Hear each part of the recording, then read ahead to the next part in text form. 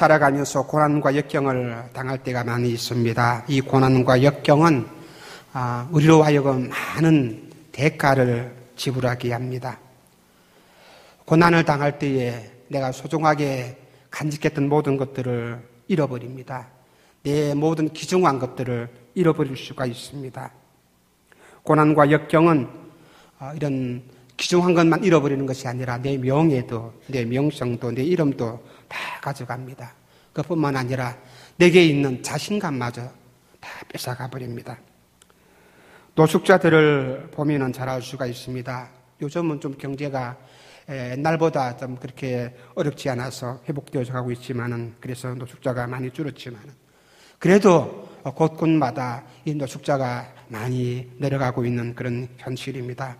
어떤 노숙자를 보았을 때에 겉모습은 말짱한데 이제 일을 할 수 있게 되었고 경제도 회복되었을 텐데 왜 집에 가지 아니하고 가족이 있을 텐데 가족에게로 돌아가고 막노동이라도 할 수 있는데 왜 일하지 아니하고 여기서 이렇게 노숙을 합니까? 라고 물었을 때에 이 사람들이 대답할 때에 그 모든 대답의 공통점이 무엇인가?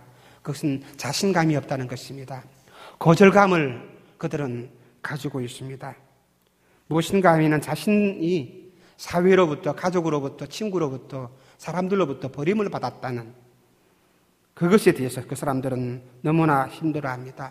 직장에서도 버림받고 심지어 가족에서도 아내에게도 버림을 받아가지고 따뜻하게 받아주지 아니하는 그 현실 속에서 나는 쓸모없는 사람이다. 나는 아무짝에도 쓸모없는 사람이다. 이렇게 자기 자신을 잃어버립니다. 아무도 나를 원하지 아니하고 나를 좋아하지 아니한다. 그런 생각에 깊이 잠겨서 그 인생에 살아가는 의미를 잃어버리고 그저 점점 무기력해져 가고 있습니다. 그래서 모든 것들을 다 포기하고 자포자기하고 그렇게 살아갑니다. 빅터 프랭크라는 심리학자가 있는데 이 사람은 유대인이었습니다. 나치의 죽음의 수용소에서 살아남은 사람입니다. 이 사람이 수용소에서 살아갈 때에 많은 사람들이 죽어가는 사람들을 관찰했습니다. 그 사람들 가운데 운동선수 같은 건강한 사람들이 오랫동안 살아남을 수 있을 것 같은데 그렇지가 않았다는 것입니다. 오히려 힘이 없는 사람, 연약한 사람이 살아남았습니다. 오랫동안 살아남아 있는 것을 보고서 그 사람이 생각합니다. 자신감. 그 수용소 안에서라도 나는 살아남을 수 있다라는 그런 자신감을 가지고 있으면 비록 몸은 연약하지만은 그 어려운 환경 속에서도 살아남는 것을 보았습니다.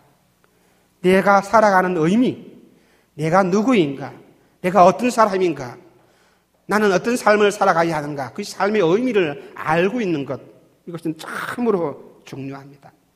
특별히 오늘 우리 믿음의 사람들은, 하나님의 자녀들은 하나님 안에서, 주님 안에서 내 자신이 누구인가를 분명히 깨달아야 합니다.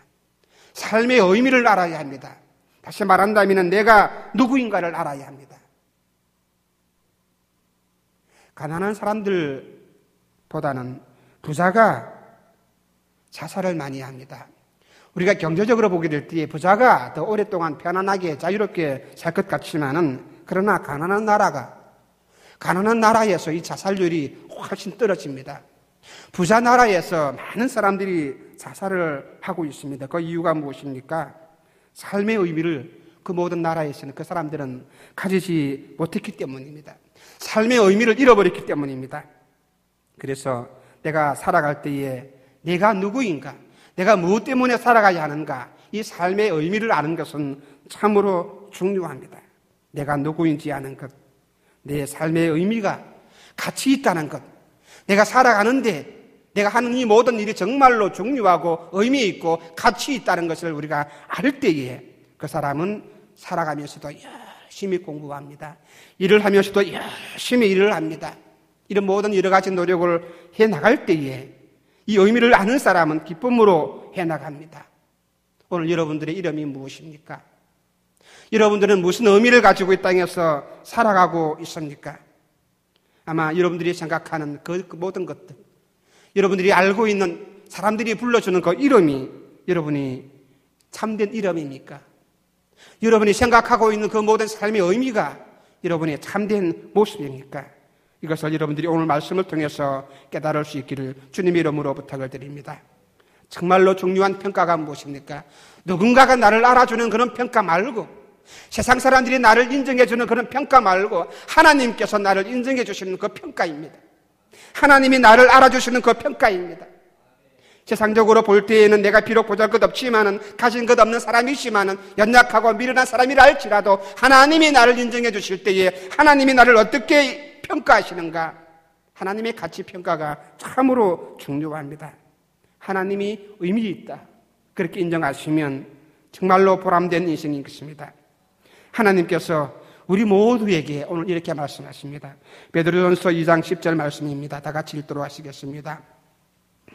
2장 10절 말씀을 보게 되면 이렇게 말합니다. 다 같이 읽겠습니다. 너희가 전에는 백성이 아니더니 이제는 하나님의 백성이요 전에는 긍휼을 얻지 못하였더니 이제는 긍휼을 얻은 자니라. 하나님께서 오늘 저와 여러분에게 내리시는 평가입니다. 예수님을 믿기 전에 모든 사람들은 하나님의 백성이 아닙니다. 하나님의 은혜와 하나님의 사랑과 하나님의 긍휼을 입지를 못했습니다. 그래서 로마서 1장 18절 말씀입니다. 하나님의 진노가 불의로 진리를 막는 사람들의 모든 경건치 않음과 불의에 대하여 하늘로부터 쫓아 나타나나니 그랬습니다. 하나님을 믿지 아니하는 모든 사람들에게는 하나님의 진노와 심판 아래 있었다, 그렇게 말합니다. 그런데 이제는 하나님 안에서, 그리스도 안에서 그 안에 있는 모든 사람들에게는 뭐라고 말합니까? 이제는 너희가 나의 백성이요. 하나님의 진노 아래 있던 그 모든 사람들이 이제는 하나님의 백성이요, 하나님의 사랑을 받는 사람들이요, 내가 긍휼을 베푸는 자라. 하나님께서 긍휼을 베푸는 사람, 하나님의 긍휼과 은혜를 받은 사람이라, 그렇게 말씀을 하셨습니다. 그리스도 안에 있는 그 사람, 하나님 안에 있는 그 내, 그것이 진정한 나입니다. 하나님이 부르시는 나의 이름이, 하나님이 나를 평가하시는 그 가치가 진정한 나의 모습이고 내 이름이라는 사실입니다. 예수님이 누구시길래, 예수님이 어떤 분이시길래 그리스도 안에 있는, 예수님 안에 있는 우리 모두를 그렇게 평가하십니까? 하나님의 사랑을 받는 사람이 되었습니까? 그렇죠? 우리가 성경을 읽어 내려가면서 가장 중요한 것이 하나 있는데 그것이 무엇인가 하면은 성경 본문 하나하나 그 가운데서 본문 속에 나타나는 하나님의 모습이 무엇인가를 우리가 발견해야 합니다. 이 본문 한 구절 한 구절 속에서는 하나님께서 우리에게 주시는 축복의 말씀이 무엇이고, 이 말씀 안에서는 하나님이 어떤 모습으로 우리에게 나타나는가를 우리가 깨달아야 합니다. 그래서 그 하나님을 발견하고, 그 본문 안에 있는 하나님을 발견하고, 그와 더불어서 이 본문 안에 있는 하나님하고 나를 비교해서 나의 모습이 어떠한 것인가를 알아야 합니다. 이것이 성경을 읽어 내려갈 때 가장 중요합니다. 이것이 하나님의 말씀이라면 이 말씀 가운데서 하나님이 어떻게 나에게 말씀하시는가, 하나님의 모습이 무엇인가를 보고서, 그리고 거기에 비교해서 나는 어떤 모습인가, 말씀을 통해서 바라보는 나, 성경을 통해서 바라보는 나, 하나님을 통해서 바라보는 나, 그리스도를 통해서 바라보는 그 나, 그것이 나의 진정한 모습이라는 것입니다. 그 모습을 진정으로 내가 깨달을 때에 나는 자신감을 가질 수가 있습니다. 왜요? 오늘 하나님께서 말씀하시기를 이제는 너희가 하나님의 백성이요, 하나님의 긍휼을 입은 사람이라는 것을 우리가 알았을 때에, 깨달았을 때에, 발견했을 때에 우리는 믿음을 가질 수가 있고 담대한 사람이 될 수가 있다는 사실입니다. 예수님이 어떤 분이십니까? 오늘 본문 4절 말씀을 함께 보도록 하시겠습니다. 다 같이 읽겠습니다. 사람에게는 버린 바가 되었으나 하나님께는 택하심을 입은 보배로운 산돌이신 예수에게 나와 그랬습니다. 우리가 그리스도 안에서 새로운 가치와 그 의미를 깨달았습니다. 발견했습니다. 그런데 이 의미를 깨닫게 해주신 그리스도가 어떤 분이십니까? 오늘 본 말씀에서는 예수님을 사람들은 버렸지만은 하나님은 선택하신 보배로운 산돌이라 그렇게 말씀을 하셨습니다. 예수님은 누구인가? 이것은 성경에서 많은 질문을 했습니다. 예수님께서 제자들을 3년 동안 훈련시키시고 그리고 나서 이제 십자가를 지시기 전에 가이사라 빌립보에서 제자들에게 말씀을 했습니다. 사람들은 나를 누구라고 하느냐? 그랬을 때 제자들은 사람들이 말하는 그 모든 답들을 일러주었습니다. 그러면서 주님은 다시 물었습니다. 너희들은 나를 누구라고 하느냐라고 물었을 때에 베드로가 주는 그리스도시요 살아계신 하나님의 아들이십니다. 그렇게 대답을 한 것을 볼 수가 있습니다. 이 베드로의 답변이 오늘 여러분의 답변이 될 수 있기를 주님의 이름으로 부탁을 드립니다. 이 답변, 이 진정한 답변에 따라서 여러분의 운명과 여러분의 모든 삶이 달라지는 것입니다. 주는 그리스도시요 살아계신 하나님의 아들이십니다. 그렇게 대답을 했을 때에, 그렇게 고백했을 때에, 그때에 진정한 나를 발견할 수가 있습니다.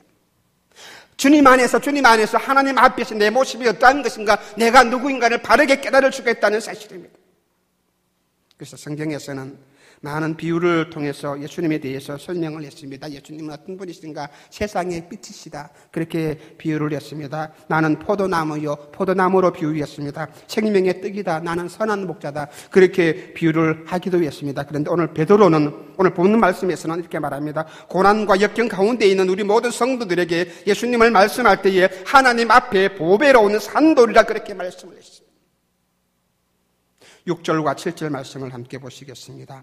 경에 기록하였으되 보라 내가 택한 보배롭고 요긴한 모퉁이 돌을 시온에 두노니 저를 믿는 자는 부끄러움을 당치 아니하리라 하였으니 그러므로 믿는 너희에게는 보배이나 믿지 아니하는 자에게는 건축자들이 버린 그 돌이 모퉁이의 머릿돌이 되고 그렇게 말씀을 합니다.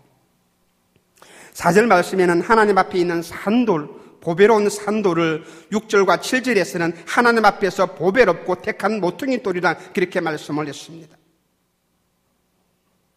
2000년 전에 예수님 시대에 이때의 건축법은 지금하고 많이 달랐습니다. 요즘은 집을 지을 때에 이 콘크리트와 철근들을 가지고서 기초를 놓습니다. 건물을 다 짓고 난 후에 건물 앞에 이제 이 건물에 대한 설명, 그렇죠? 누가 건축했다, 어떤 의미로 건축했다 하는 그런 머릿돌을 적어서 이렇게 박아놓는 것이 요즘의 모퉁이 돌입니다. 그런데 예수님 시대 2000년 전에 이때에는 이 모퉁이 돌이라는 것은 건물을 짓기 전에 제일 먼저 놓는 것입니다. 이때에는 주로 건축을 할 때에는 돌로서 집을 지었습니다. 돌과 돌 사이에 이 시멘트를 집어넣는 것이 아니라 오히려 이 돌들을 가지고서 촘촘하게 이렇게 쌓는 것으로서 건축을 했습니다. 그래서 이때의 건축법 중에서는 이 모퉁이 돌이 제일로 중요합니다. 모퉁이 돌이 견고할 만큼 아마 이 건물의 견고하고 또 건물의 크기가 정해지는 것입니다. 위로 쌓는 것은 모퉁이 돌에 대한 그 기초에 달려 있습니다. 모퉁이 돌이 얼마나 튼튼하느냐, 얼마나 견고하느냐, 거기에 따라서 돌들을 그 위로 쌓아 올릴 수가 있는 것입니다.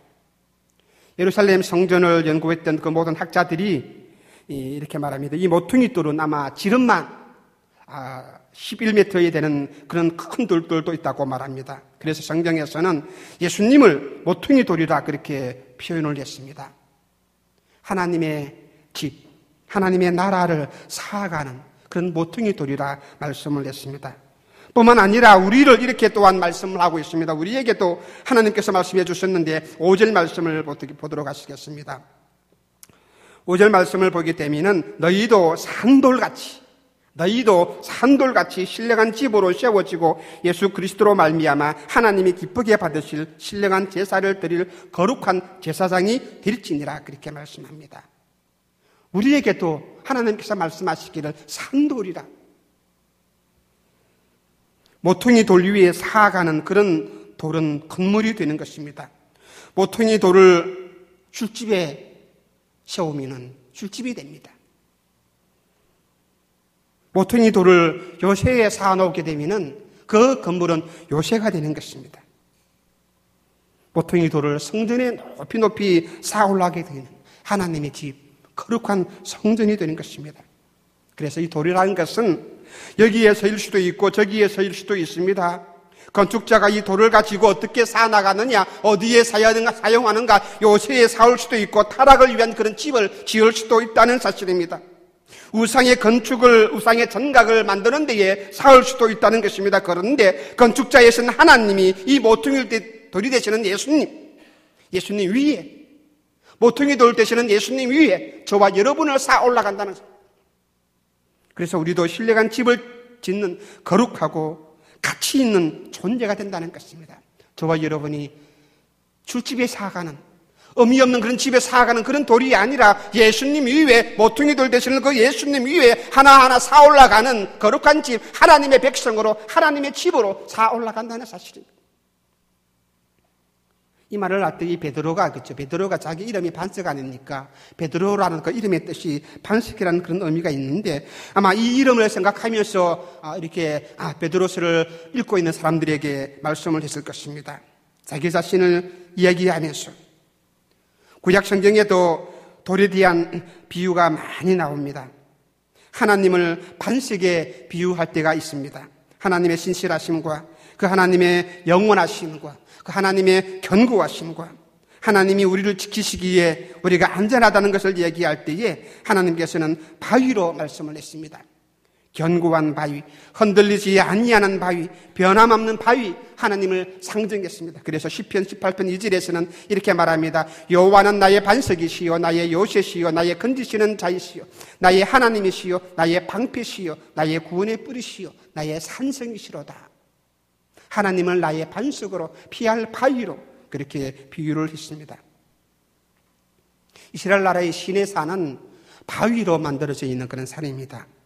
모세 시대의 하나님을 시내산의 하나님이라 그렇게 말씀을 했습니다. 시내산은 이 풀 한 폭이 없는 그런 바위산입니다. 나무와 풀이 있는 다른 산들은 계절에 따라 가지고 산의 모습이 달라지게 됩니다. 그렇지만 시내산은 언제나 변함없는 모습을 우리에게 보여주었습니다. 아마 이 시내산의 모습이 하나님의 이미지일 것입니다. 그리고 다니엘서를 읽어보게 되면 돌 하나가 나타납니다. 다니엘서에서는 세상 나라의 모습들을 우상의 모습으로 비교를 해주는 그런 말씀입니다.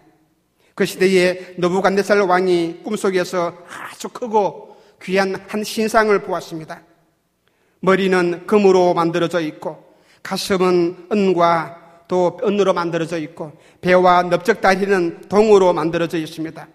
그 나머지는 철로 되어져 있는 것입니다. 이것은 세상 나라의 가장 강력한 모습을 보여주는 것입니다. 금으로, 철로, 은으로, 노스로 강력하게 만들어져 있는 그 나라, 그것이 세상 나라인데 이렇게 압도적이고 굉장해 보이는 이 나라, 무너지지 아니할 것 같은 이 나라, 이 세상 나라를 무너뜨리는 것이 무엇이냐? 한 떠인돌이 나타나는 것입니다. 잘 깎인 떠인돌 하나가 나타나서 신상 위에 부딪히게 되자 이 든든했던 이 모든 신상이 일순간에 무너져 버리는 것입니다. 그 부서진 그 신상 위에 하나님의 나라가 세워지는 것입니다.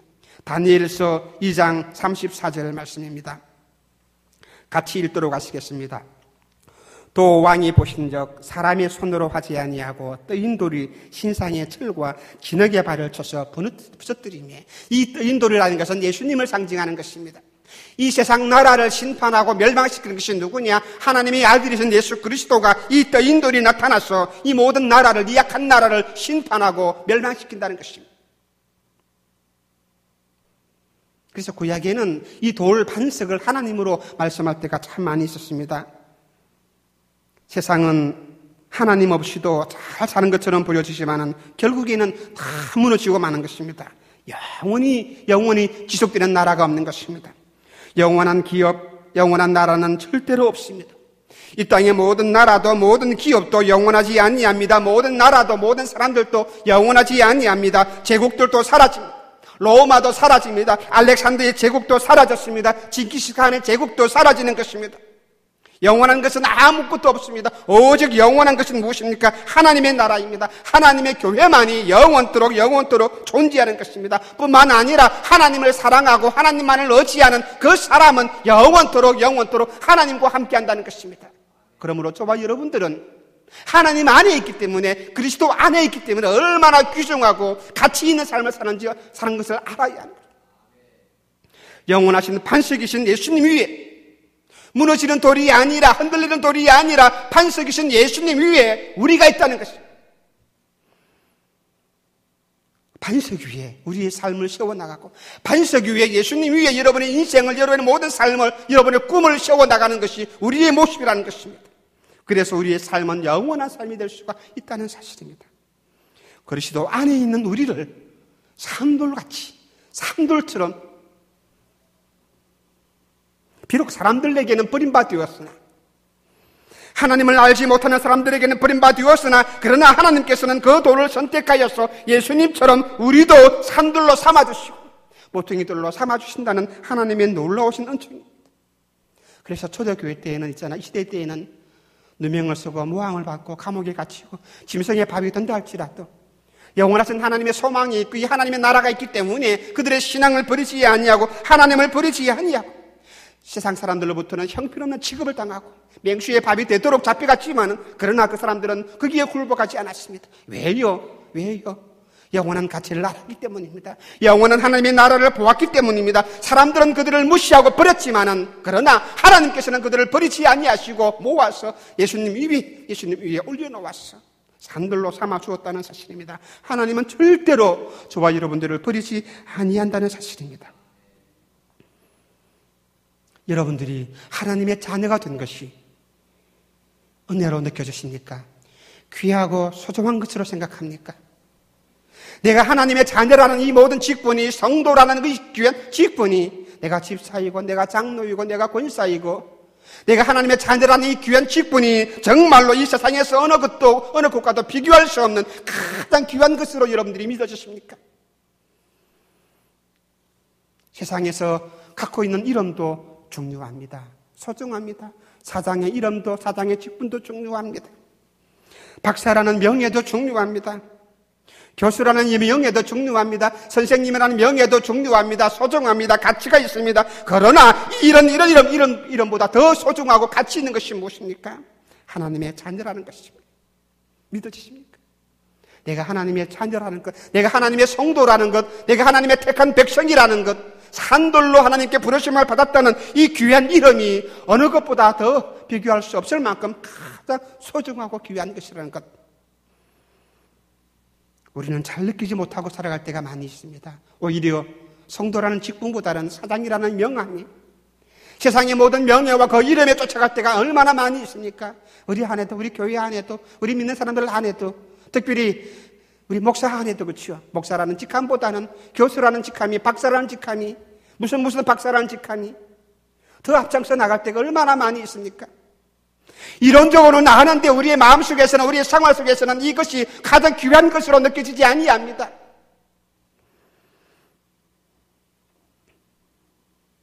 세상의 기업의 창립자라고 생각해 볼 때에 얼마나 영광스럽게 생각합니까? 그런데 교회를 세우시고 하나님의 나라를 세우는 그런 기초라고 한다면 얼마나 귀중합니까? 그 시대의 이 모퉁이돌, 바로 이 건물의 기초인데 저와 여러분들을 이 건물을 지어 나갈 때에 그 기초돌로 세운다는 것입니다. 얼마나 소중한 직분입니까? 얼마나 귀하고 소중한 일입니까? 그런데 우리는 감격하지 아니합니다. 소중한 것으로 느끼지 못한다는 것입니다.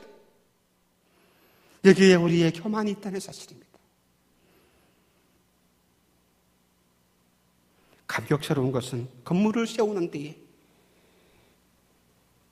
그 서 있는 돌이 아래에 있느냐 위에 있느냐 그것이 있는 것이 아니라 내가 어디에 서임을 받고 있느냐, 그 돌이 어디에 서임을 받고 있느냐 그 말입니다. 바로 하나님의 나라를 세우는 그 교회 위에, 하나님의 성전을 이루어 나가는 그 교회 위에 내가 서임을 받고 있다는 사실입니다. 세상 나라를 사용하는 데에, 세우는 데에 그래서 이런 그런 돌이 아니라 하나님의 백성으로서, 하나님의 자녀로서 하나님의 교회를 이끌어 나가는 데에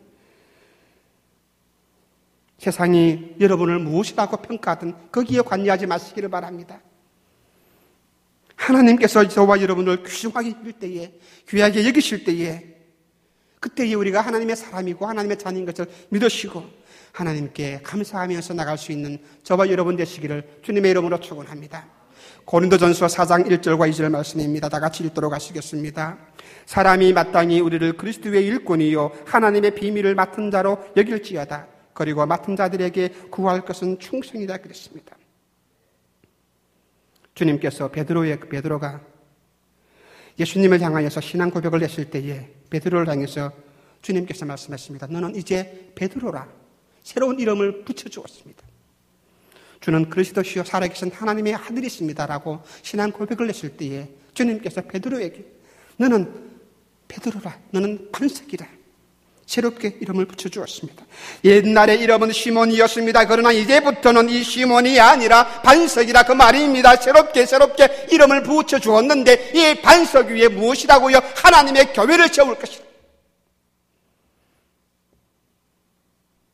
믿는 자들에게, 예수님을 나의 구주로 믿는 자들에게 하나님이 주시는 은총과 그 복이 무엇입니까? 너의 이름은 반석이고 그 반석 위에 무엇을요? 하나님의 교회를 세울 것인데 이 교회는 음부의 권세도 역사하지 못하는 가장 강력한 그런 교회가 될 것이다. 얼마나 놀라운 은혜와 축복입니까? 그렇죠? 나라는 가치가, 나라는 존재가 얼마나 소중한 존재입니까?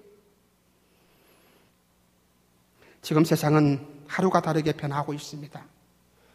따라가지를 못합니다. 요즘은 그렇죠. 내 안에 내가 손에 가지고 있는 핸드폰 하나도 내가 움직일지 모릅니다. 그냥 전화만 걸고 전화만 받고 뭐 하려고 하니까 뭐 이상한 기능들이 많아가지고 조금 하나 배웠는데 싶으면 또 다른 기능들이 나가지고 따라가지를 못합니다. 얼마나 빨리빨리 변하는지 모르겠습니다. 그러나 이 세상이 어떻게 바뀔지 우리가 모르지만은 그러나 하나님의 자녀들은 이 세상 안에서 승리할 것입니다.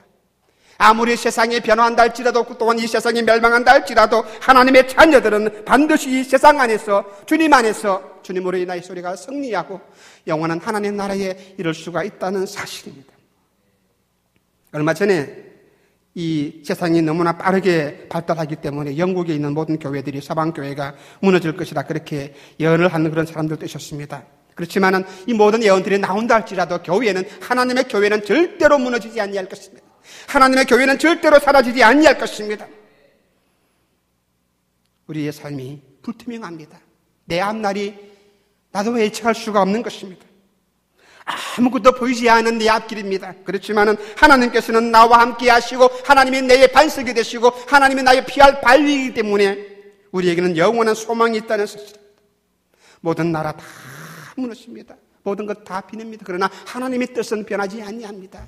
하나님의 영원한 뜻은 변하지 아니합니다. 하나님께서 내게 말씀하신 건 너는 내 아들이요 이제는 하나님의 백성이라 말씀하신 그 하나님의 약속은 절대로 변하지 아니한다는 것입니다. 이 귀한 약속이 우리에게 주어져 있습니다. 하나님께서는 교회를 통해서 많은 일들을 해나가실 것입니다. 하나님의 뜻을 펼쳐나가실 것입니다. 그런데 보세요. 저와 여러분이 이 하나님의 교회에서 한 가지 일을 맡았다는 사실입니다. 돌로 부름을 받아가지고 이 하나님의 교회를 세워나가는 데에 모퉁이 돌이 되어서 이 돌 위에 올라가는 이 한 가지 일을 저와 여러분이 맡았다는 사실입니다. 하나님께서는 그 하나님의 뜻을 교회를 통해서 이루어 나가시는데 이 교회의 일꾼이 되어서 교회의 한 모퉁이 돌이 되어서 무엇입니까? 우리는 산돌입니다. 산돌로 부르심을 받아서 하나님의 일들을 감당할 수 있는 복된 인생에 되었다는 사실입니다. 뿐만 아니라 산돌로서 하나님께 예배를 드릴 수 있는 거룩한 제사장이 될 것이라. 거룩한 제사장 어떤 모습입니까? 9절 말씀을 함께 보도록 하시겠습니다. 또 다 같이 읽겠습니다. 시작. 오직 너희는 택하신 족속이요 왕같은 제사장들이요 거룩한 나라여 그의 소유된 백성이니 이는 너희를 어두운 데서 불러내어 그의 기이한 빛에 들어가게 하신 자의 아름다운 덕을 선전하게 하려 하심이라 그랬습니다. 우리를 보고 택하신 족속이라. 믿어지십니까? 거룩한 제사장이라. 하나님께서 나를 쓰십니다. 내가 끝까지 믿음을 지킬 수 있다면 하나님께서 나를 지켜주시고 나를 들어서 사용하십니다. 우리는 하나님께 택함을 입은 사람들입니다. 내가 예수님을 믿고 내 스스로 예수님을 택하고 하나님을 선택을 한 것 같지만은 그러나 아닙니다. 하나님이 먼저 나를 정해놓으시고 나를 선택하시고 하나님을 믿게 하여 주십니다. 우리 스스로 내 의지로 내 결정으로 예수님을 믿지 못합니다. 하나님 앞에 나갈 수가 없는 미련한 죄인입니다. 우리가 예수님을 믿는 것, 여러분들이 주님의 이름을 찬양하고 이 시간에 예비를 드리는 것, 이것은 하나님께로부터 선택함을 받았다는 증거일 것입니다. 그래서 여러분과 저는 가장 복된 사람입니다. 의미 있는 사람들입니다. 내가 살아서 무엇을 할 것인가, 내 같은 존재가 무슨 의미가 있을 것인가, 이것이 아니라 하나님께서 나를 사랑하시는, 하나님이 나를 선택하시는, 이제는 너희는 하나님의 백성이요 하나님의 자녀라고 이름 불러주시는, 복을 주시는 능력 있는 복된 인생이라는 것입니다. 우리가 부름을 받은 제사장의 이 자리가 얼마나 고귀한 자리입니까? 왕 같은 제사장이라 그랬어요. 한번 따라 합시다. 왕 같은 제사장. 왕 같은 제사장입니다. 세상 사람들은 제사장이라는 말을 잘 이해를 못합니다. 그게 의미가 있지 않습니다. 세상 사람들은 왕에만 의미가 있습니다. 그렇죠? 안 믿는 사람들은 왕에만 관심이 있습니다. 누구든지 왕이 되려고 합니다. 그러나 오늘 주님께서는 뭐라고 말합니까? 왕 같은 제사장이라 그랬습니다. 왕을 세우는 것 어떤 의미에서는 하나님의 뜻이 아닙니다.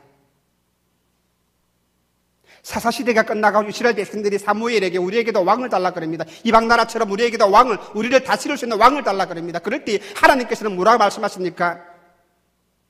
너희들이 나를 버리고 하나님을 버리고 왕을 세운다는 것은 왕이 참된 왕은 하나님밖에 없는데 하나님을 버리고 인간적인 왕을 구할 때에 하나님께서는 잠시 허락해 주었습니다. 그러나 너희들이 원했던 그 왕이 너희들의 아들을 뺏어갈 것이고 너희들의 말들을 뺏어갈 것이고 너희들을 다스리고 너희들을 구속할 것이다. 그래도 너희들이 왕을 구하느냐? 왕을 달라 그럽니다. 왕이라는 것은 있잖아요. 하나님께서 기름 부으시면 아무나 왕이 될 수가 있습니다. 지금도 그렇지 않습니까? 우리나라 대통령 될 수 있는 자격이 무엇입니까? 나이만 맞으면 누구나 할 수 있습니다. 이방 나라의 고레서도 바빌론 나라의 느부갓네살 왕도 하나님이 세워줬습니다. 하나님께서 필요하시면 누구든지 왕으로 쓰십니다. 그러나 제사장은 누구든지 할 수가 없습니다. 왕은 누구나 할 수 있지만 제사장은 누구나 할 수가 있는 것이 아니라는 것입니다. 12지파 가운데 레위지파만이 제사장으로 삼았습니다. 그런데 보세요. 저와 여러분이 하나님께서 말씀하시기를 왕 같은 제사장으로 아무나 될 수 없는 그 제사장 하나님이 삼아주십니다. 우리가 세상으로 나가서 세상의 이름을 얻는 것 중요하게 생각합니다. 세상의 명예를 얻는 것 우리가 피를 흘리면서 땀을 흘리면서 노력합니다. 그러나 여러분들이 알아야 합니다. 그보다 더 중요한 것이 무엇입니까? 나로 하여금 하나님께서 왕 같은 제사장으로 삼아 주었다는 이 은혜와 축복을 잊지 마시기를 주님의 이름으로 축원합니다. 이 왕 같은 제사장이라는 말은 있잖아요. 천주교에서 말하는 교황 같은 그런 사람, 그런 사람을 의미하는 것이 아닙니다. 어떤 특정한 사람들에게만 붙여주는 주님의 이름이 아닌 것입니다. 이 왕 같은 제사장은 예수님을 믿는 모든 성도들 다 말하는 것입니다. 그래서 마르틴 루터는 만인 제사장이라 그러지 않습니까? 예수님을 믿는 모든 사람들은 다 누구든지 제사장이 될 수 있다는 그 말입니다. 제사장이 할 일이 무엇입니까? 왕 같은 제사장이 해야 할 일이 무엇입니까? 물론 목사가 하는 일, 제사장이 일 것입니다. 아닙니다. 맞습니다. 그렇죠? 모두가 특별한 일만이 제사장이 하는 일 아닐 것입니다. 제사장이 하는 일 모두가 제사장이 하는 일입니다. 집에서 살림하고 직장에서 일을 하고 아이를 기르고 이 모든 것도 제사장의 일입니다. 왜요? 저와 여러분이 제사장이기 때문에. 아마 이 일은 우리가 죽는 날까지 계속될 것입니다. 제사장이 하는 일 가운데 가장 중요한 일은 따라합시다. 예배하는 일이다. 예배하는 일입니다. 제사장 일 가운데서 모든 일들이 다 할 수 있는 일이지만 그러나 가장 중요한 일은 예배하는 일입니다. 제사장 그 말 그대로 제사를 집리하고 예배를 집리해야 합니다. 예배를 드리는 것입니다. 하나님께 하나님의 이름을 부르고 하나님을 찬양하는 일이 가장 중요한 일입니다. 이 일을 위해서 저와 여러분이 부르심을 받았고 왕 같은 제사장으로 우리를 삼아주었다는 것입니다. 예배를 참으로 드리는 자는, 예배를 신령하게 드리는 자는, 예배를 올바르게 드리는 자는 이렇게 말합니다. 이는 너희를 어두운 데서 불러내어 그의 기이한 빛이 들어가게 하신 자의 아름다운 덕을 선전하게 하리 하시리라. 또한 제사장은 중보 기도하는 역할을 하게 되는 것입니다. 여러분이 누군가를 위해서 기도할 때에 제사장의 직무를 감당하는 것입니다. 그러므로 여러분들이 하는 그 모든 기도를 믿음으로 감당할 수 있기를 바랍니다. 하나님은 제사장의 기도를 기쁘게 받으십니다. 어떤 의미에서 믿음 없이 드리는 그런 목사의 기도보다는 여러분들이 믿음을 가지고 간절하게 기도한다면 하나님께서는 그 기도를 더 응답하시고 헌납해 주실 것입니다. 기도할 때에 여러분이 여러분 자신을 위해서 더 간절하게 기도합니다. 다른 사람이 목사가 여러분들을 위해서 기도한다 할지라도 얼마나 간절하게 기도하겠습니까? 여러분 자신을 위해서, 여러분 가정을 위해서, 여러분 자녀를 위해서 여러분이 기도할 때 더 많은, 더 진실하고 간절한 기도가 될 것입니다. 중보 기도의 역할이 제사장이 하는 일입니다. 내 가정을 위해, 우리 교회를 위해, 내 자녀를 위해서. 골로새서 1장 23절 말씀입니다.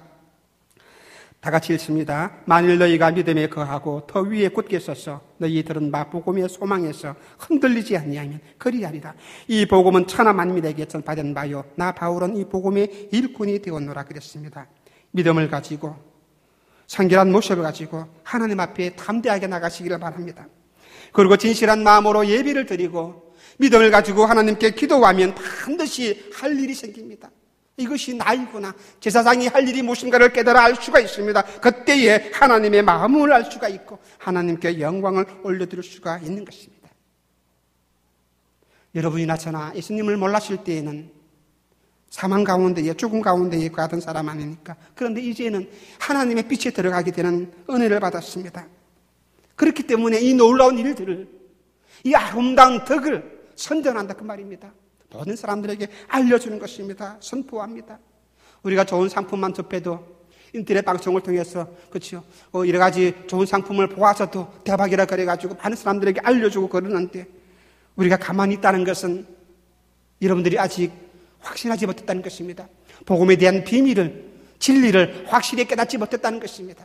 맛있는 것 하나만 먹어도 우리가 입술이 침이 튀기도록 얘기하는데 내가 들었던 복음의 진리와 구주 예수 그리스도를 우리가 확실하게 깨닫지 못했다는 것입니다. 전도하는 것, 특별하게 훈련받는 사람만이 하는 것이 아닙니다. 우리 제사장, 왕같은 제사장 모두가 해야 해요. 서울시티교회 비전이 무엇입니까? 선교적인 삶인 것입니다. 정인의 삶을 살다라고 하나님께서는 저와 여러분을 우리 교회에 불러주시었고 이 교회에서 일꾼으로 삼아주신 것입니다. 그렇기 때문에 우리 모두의 부르심은 하나님의 은혜에 보답하는 것입니다. 우리가 세상에서 살아갈 때에 하나님의 정인의 삶을 살기 위한 한 모습으로서 하나님께서 우리를 불러주셨습니다. 여러분의 직장이, 여러분의 가정이, 여러분의 자녀가 여러분에게 우상이 되지 않기를 바랍니다.